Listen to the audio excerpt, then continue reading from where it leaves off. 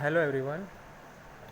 Now in our hydraulics, today we are going to see our next topic in our fourth chapter, streamline, streak line and path line. Now before we going to see our next topic, in a previous video we saw the types of flow. So there are different types of flow like steady unsteady flow, uniform non-uniform flow, laminar and turbulent flow, compressible and incompressible flow, rotational and irrotational flow, 1, 2, 3 dimensional flow. Then after we saw compressible and incompressible flow, then after we saw 1, 2 and 3 dimensional flow. Now next topic is streamline, streak line and path line. So what is streamline, what is streak line and what is path line? So in a velocity field એટલે કે કોઈ ગતિ ક્ષેત્રમાં stream line એક કાલ્પનિક રેખા છે, બરાબર છે. સ્ટ્રીમ લાઇન શું છે? એક કાલ્પનિક રેખા છે જેના કોઈ પણ બિંદુએ દોરેલી ટેન્જન્ટ વેગની દિશા બતાવે છે, બરાબર છે. ટેન્જન્ટ ડ્રો કરશું તો શું બતાવશે? આપણને વેગની દિશા બનાવે છે. એ કયા ફિલ્ડમાં? વેલોસિટી ફિલ્ડ, બરાબર છે. તો વેલોસિટી ફિલ્ડ કોને કહેવાય? સૌથી પહેલાં તો પ્રવાહી ગતિ કરે છે, અર્થાત પ્રવાહીના અણુ જે એકબીજા સાથે કોહેસિવ બોન્ડથી બંધાયેલ છે તે નિશ્ચિત સમયમાં એક બિંદુથી બીજા બિંદુ પર જુદા જુદા કણ રૂપે નહીં પરંતુ એક પદાર્થ તરીકે ગતિ કરે છે.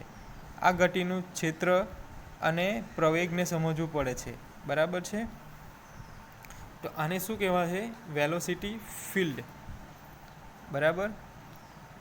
તો આ વ્યાખ્યાથી સ્ટ્રીમ લાઇનની લંબ દિશામાં વેગ ન હોઈ શકે, ગતિ પણ ન હોઈ શકે. જો પ્રવાહ સ્થિર હોય તો તે નિશ્ચિત બિંદુ ઉપર વેગની દિશા પણ બદલાય નહીં, તેથી સ્ટ્રીમ લાઇન પણ બદલાય નહીં. પરંતુ અનસ્ટેડી પ્રવાહ માટે સમય પ્રમાણે સ્ટ્રીમ લાઇનનો આકાર બદલાયા કરે છે. જો પ્રવાહીના અણુનો વેગ વીએસ, બરાબર છે, કે આપણે કોઈ બી લિક્વિડ હોય એની વેલોસિટી શું કરવાની છે? વીએસ. અને સ્ટ્રીમ લાઇનને ડીએસ, તો અંતર કાપવા માટે લાગતો સમય t equal to ds by vs. પરંતુ એસ ઇક્વલ ટુ અંતર, તો એક્સ વાય પ્લેનમાં હોઈ શકે. આથી t equal to dx by u equal to dy by v equal to dz by ડબલ્યુ, બરાબર છે. તો ઉપરોક્ત સમીકરણ ડિફરન્શિયલ કહેવાય, બરાબર છે. તો above equation is differential equation. બંને બાજુની ગતિ માટે સ્ટ્રીમ લાઇનનો ઢાળ સદિશ ગતિના એક્સ ધરી સાથે બનાવતા ખૂણાની ટેન્જન્ટ બરાબર થાય છે. જો એક્સ દિશામાં ગતિ યુ અને વાય દિશામાં ગતિ વી હોય તો બંને વચ્ચેનો ખૂણો થીટાનો ટેન્જન્ટ વી બાય યુ. આથી tan theta equal to v by u. So dy by dx is equal to v by u, જેનું નિરાકરણ u dy minus v dx થાય છે, બરાબર છે. તો ઉપરોક્ત બંને સમીકરણ સ્ટ્રીમ લાઇન માટે છે, જે આકૃતિમાં દર્શાવ્યું છે, બરાબર. તો શું આવશે સ્ટ્રીમ લાઇનમાં? કે જો કોઈ પ્રવાહીનો વેગ વીએસ અને સ્ટ્રીમ લાઇનને ડીએસ, અંતર કાપવા માટેનો સમય t equal to ds by vs, બરાબર. એ કોઈ પણ પ્લેનમાં હોઈ શકે, કે એક્સ વાય ઝેડ કોઈ બી પ્લેનમાં હોઈ શકે. ત્યાં એસ ઇઝ ઇક્વલ ટુ અંતર યાની કે ડિસ્ટન્સ, બરાબર. So it is stream line. Now stream tube. આકૃતિમાં દર્શાવ્યા મુજબ કે સ્ટ્રીમ ટ્યુબ બતાવી છે. આ રીતેની સ્ટ્રીમ ટ્યુબ છે, બરાબર છે, જે નિશ્ચિત આકારની નળી છે. એ શું છે? એક નિશ્ચિત પ્રકારની આકારની નળી છે જેમાં અત્યંત નિકટ રીતે સ્ટ્રીમ લાઇનનો સમાવેશ થાય છે, બરાબર છે.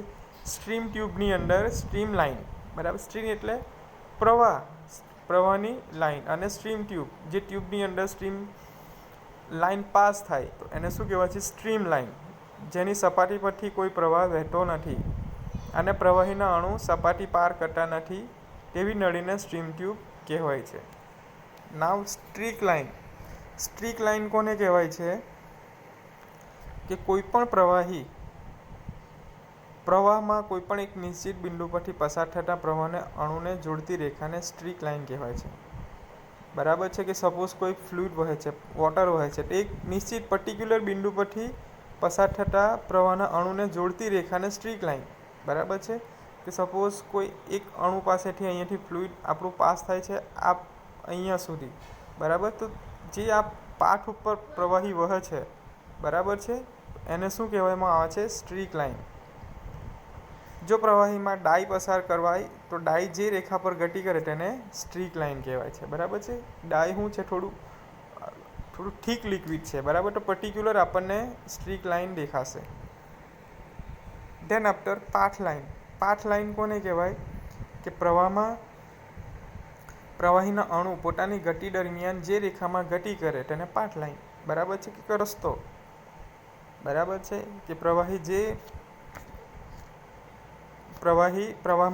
પ્રવાહીના અણુઓ પોતાની ગતિ દરમિયાન જે રેખામાં જાય, બરાબર છે, XYZ ડાયરેક્શન, કોઈ બી ડાયરેક્શનમાં જશે, બરાબર છે. તો એ ડાયરેક્શનને શું કહેવાશે?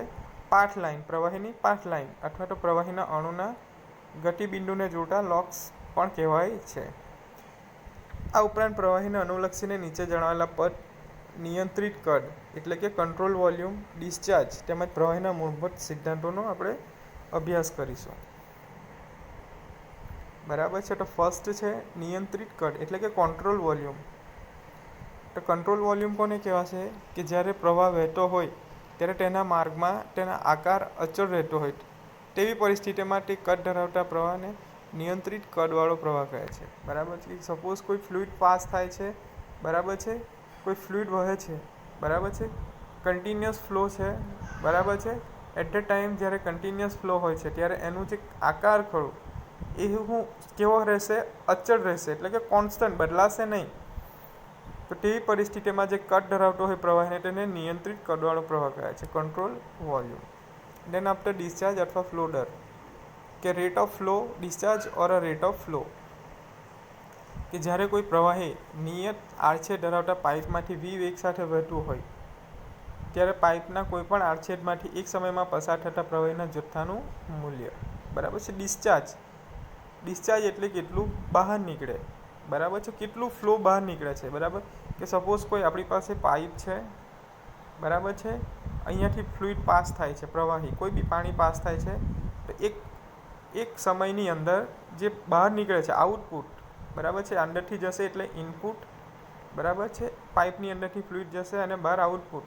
તો આટલા સમયમાં જે પ્રવાહી ઇનપુટ દ્વારા આઉટપુટ બહાર જાય છે, બરાબર છે, એને શું કહેવાય છે? Discharge flow. એનો રેટ કે આટલા સમયમાં આટલું પ્રવાહી બહાર નીકળ્યું, તો it is a discharge flow. કે જ્યારે કોઈ પ્રવાહી નિયત આડછેદવાળી, નિયત એટલે કે particular cross section, through out cross section જેવો હશે પાઇપનો સેમ, અને v વેલોસિટી, બરાબર, વેલોસિટી ફ્લુઇડની સેમ હશે ત્યારે પાઇપના કોઈપણ આડછેદમાંથી, બરાબર છે, કોઈપણ આડછેદમાંથી એકમ સમયમાં પસાર થતા પ્રવાહીના જથ્થાનું મૂલ્ય, બરાબર. તો Q equal to area into velocity, it is discharge.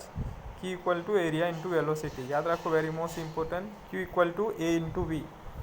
એ શું થશે? પાઇપના આડછેદનું ક્ષેત્રફળ રો 1 metre, V velocity and Q metre cube per second. Now પ્રવાહના મૂળભૂત સિદ્ધાંતો, basic principle of flow. So there are three types of basic principle of flow. First is principle of conservation of mass, then after principle of conservation of energy, and principle of conservation of momentum. કે દ્રવ્યમાનની અવિનાશિતાનો નિયમ, then શક્તિની અવિનાશિતાનો નિયમ, and moment અવિનાશિતાનો નિયમ. દ્રવ્યમાનની અવિનિશ્ચિતતાનો નિયમ, principal of conservation of માસ. કે દ્રવ્યમાનની અવિનિશ્ચિતતાનો નિયમ દર્શાવે છે કે દ્રવ્યમાન પદાર્થનું નિર્માણ કે વિનાશ થઈ શકતું નથી, બરાબર છે. કે કોઈ પણ દ્રવ્યમાન હોય તો તે પદાર્થનું નિર્માણ કે વિનાશ થતું નથી, બરાબર. કે આપણને ખબર છે કે energy does not develop or destroy, but it can be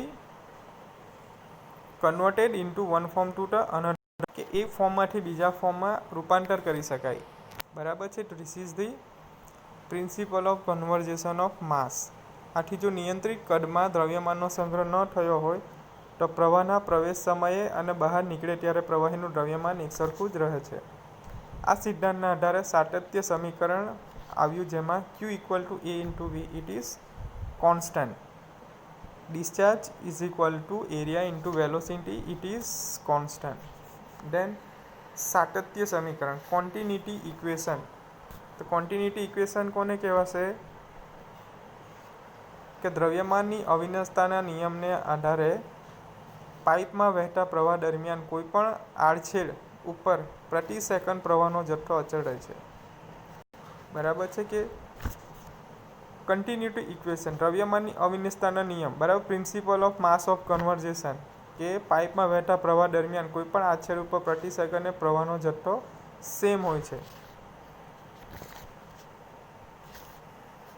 સો ફિગરમાં શું દર્શાવ્યું છે, કોઈ બી બે ક્રોસ સેક્શન દર્શાવ્યો છે પાઇપના આડછેદ 1 1, 2 2 અને 3 3. બરાબર, આપણે શું કરવાનું છે, ધારી લેવાનું છે V1 ઇક્વલ ટુ 1 1 આડછેદ પર પ્રવાહનો વેગ, ρ1 ઇક્વલ ટુ 1 1 આડછેદ પર પ્રવાહીની ઘનતા, A1 ઇક્વલ ટુ 1 1 આડછેદ પર પાઇપનું ક્ષેત્રફળ. સેમ રીતે થશે બીજા સેક્શન માટે. બરાબર છે કે V2 ρ2 A2 આડછેદ 2 2 પર મળતી કિંમત, જેથી આડછેદ A આગળ પ્રવાહનો દર ρ1 A1 V1, આડછેદ 2 2 આગળ પ્રવાહનો દર ρ2 A2 V2 અને આડછેદ 3 ઉપર મળતો પ્રવાહનો દર ρ3 A3 V3. પરંતુ દ્રવ્યમાન અવિનાશતાના નિયમ મુજબ ρ1 A1 V1 equal to ρ2 E2 V2 equal to ρ3 A3 V3. Mass of conservation. બરાબર છે, શું છે કે કોઈપણ આડછેદ પર પ્રતિ સેકન્ડ પ્રવાહનો જથ્થો અચળ રહે છે. આ સમીકરણ દાબશીલ અને અદાબશીલ, બરાબર છે, કમ્પ્રેસિબલ એઝ વેલ એઝ ઇનકમ્પ્રેસિબલ ફ્લુઇડને લાગુ પડતું હોય અને એક જ જાતના પ્રવાહી માટે ઘનતા સરખી હોય તો ρ1 ρ2 ρ3 ઇઝ ઇક્વલ ટુ, બરાબર છે, સો Q is equal two A1 V1 A2 V2 equal to A3 V3. So it is the continuity equation. Now mean velocity. કે પાઇપમાંથી વહેતા પ્રવાહનો દરેક બિંદુ આગળ વેગ સરખો હોતો નથી. બરાબર છે કે પાઇપમાં સપોઝ કોઈ ફ્લુઇડમાં કોઈ પાઇપમાં પાણી વહે છે. બરાબર છે, આ રીતેનો પાઇપ છે આપણી પાસે, એનામાં શું ફ્લુઇડ સપોઝ પાણી વહે છે, તો કોઈ પણ એક બિંદુ આગળ વેગ સરખો હોતો નથી. જો પાઇપનો આડછેદ લઈએ તો કેન્દ્ર આગળ વેગ વધારે હોય છે, જ્યારે પાઇપની સપાટી તરફ વેગ ઘટે છે. બરાબર છે કે આ પાઇપ શું થશે, પાઇપની અંદર શું થશે, ફ્લુઇડ વહેશે, પાણી વહે છે, તો આ જે વચ્ચે પાઇપની વચ્ચે સેન્ટરમાં શું થશે, વેગ સરખો વધારે હશે. બરાબર છે, જ્યારે આની સરફેસ આગળ કેવો હશે, ફ્લુઇડનો વેગ ઓછો હશે, કારણ કે જે સરફેસ છે પાઇપની એની વચ્ચે શું થશે, પ્રવાહી અને સરફેસ વચ્ચે એનું ઘર્ષણ થશે, એટલે એનો વેગ ઘટશે. આથી ઇજનેરી સમસ્યાના નિરાકરણ માટે સરેરાશ વેગ લેવાય છે. બરાબર છે, તેના સોલ્યુશન માટે શું કહેવાય, એવરેજ વેલોસિટી કન્સિડર કરવામાં આવે છે.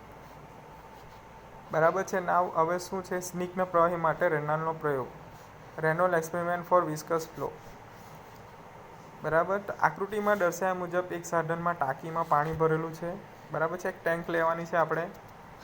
બરાબર છે, એ ટેન્કમાં શું કરવાનું છે, પાણી ભરવાનું છે, જેનો એક છેડો 5 સેન્ટીમીટર વ્યાસવાળી અને 1.5 મીટર લાંબી કાચની પાઇપ ક્ષિતિજ રીતે એટલે કે વર્ટિકલ એમ ગોઠવેલ છે. બરાબર, આ રીતે આપણે તમે જોઈ શકો છો. કેટલું છે એનું ડાયામીટર 5 સેન્ટીમીટર અને લેન્થ કેટલી છે 1.5 મીટર. પાઇપમાં વહેતા પાણીના પ્રવાહને નિયંત્રિત કરવા એક વાલ્વ મૂકેલ છે. બરાબર છે, અહીંયા શું છે, એક વાલ્વ જે પાણીના ફ્લોને કંટ્રોલ કરશે આઉટપુટમાં. ટાંકીમાંના પાણીની સપાટી ઉપર ડાય પસાર કરવા માટે એક નાનું પાત્ર પણ ગોઠવેલ છે. બરાબર છે, આ કન્ટેનર છે નાનું, એની અંદર શું છે, ડાય પ્રોવાઈડ કરેલી છે. હવે ટાંકીમાંના પાણીને આપણે સ્થિર સ્થિતિ ન થાય ત્યાં સુધી રહેવા દો. બરાબર, જે ટાંકીની અંદર જે ફ્લુઇડ ભરેલું છે એને આપણે શું કરવાનું, સ્થિર. હવે ગ્લાસ ટ્યુબનો આઉટલેટ થોડો ખોલો. બરાબર છે, આ ગ્લાસ ટ્યુબનું આઉટલેટ આપણે એને ઓપન કરીશું. ડાય જે પાત્રમાં ભરેલી છે તેની ઘનતા પણ પાણીની ઘનતા જેટલી હોય છે. ડેન્સિટી સેમ હોવી જોઈએ. બરાબર, ડાય અને એનું કન્ટેનર, બરાબર, એની ડેન્સિટી સેમ હોવી જોઈએ. તમે પણ ધીમેથી પ્રવેશ થવા દો, તેને પણ ધીમેથી પ્રવેશ થવા દો, જે ગ્લાસની પાઇપના કેન્દ્રમાંથી પસાર થશે. ગ્લાસ ટ્યુબમાં એવું દેખાશે કે ડાયનો એક પાતળો તાર સ્થિર રીતે પાણીના વહેણ સાથે પસાર થાય છે. આવા પ્રવાહને સ્તરીય પ્રવાહિકા છે. બરાબર. હવે તમે જે આ કંટ્રોલ વાલ્વ છે એને સ્લાઇટલી ઓપન કરો, ધીમેથી થોડું ઓપન કરો. એટ ધેટ ટાઈમ શું થશે, ફ્લુઇડ વહન થશે પાઇપની અંદર. ફ્લુઇડની સાથે જે કન્ટેનરમાં તમે ડાઈ ભરી છે એ પણ પાસ થશે. બરાબર. તો તમે કાચની ટ્યુબમાં એ જોઈ શકો છો કે પાતળી એક લેયર ફોર્મ થશે, પાતળું એક લેયર ફોર્મ થશે. બરાબર છે. તો એવા પ્રવાહને શું કહેવાય છે, લેમિનાર ફ્લો કહેવાય છે. હવે આપણે જો પાણીનો વેગ વધારીએ, વાલ્વ ઓપન કરી દઈશું ફૂલ્લી, તો શું થશે, જે ડાઈ છે એના ટુકડા થશે, તારના ટુકડા થશે, અનિયમિત તૂટતા જશે. તો આ તબક્કો ડાયનો જે અનિયમિત અને તૂટવાની ક્ષણ ઉપર હોય તેને ક્રિટિકલ વેગ કહેવાય છે. જો હજી પણ આપણે પાણીનો વેગ વધારીએ તો ડાયનો થ્રેડ ઓછા જોવા મળે, લગભગ અદ્રશ્ય, પાણીમાં વિરૂપણ થઈ જશે. બરાબર. પાણીની સાથે મિક્સ થઈ જશે. બરાબર. ટુકડા બી મિક્સ થઈ જશે.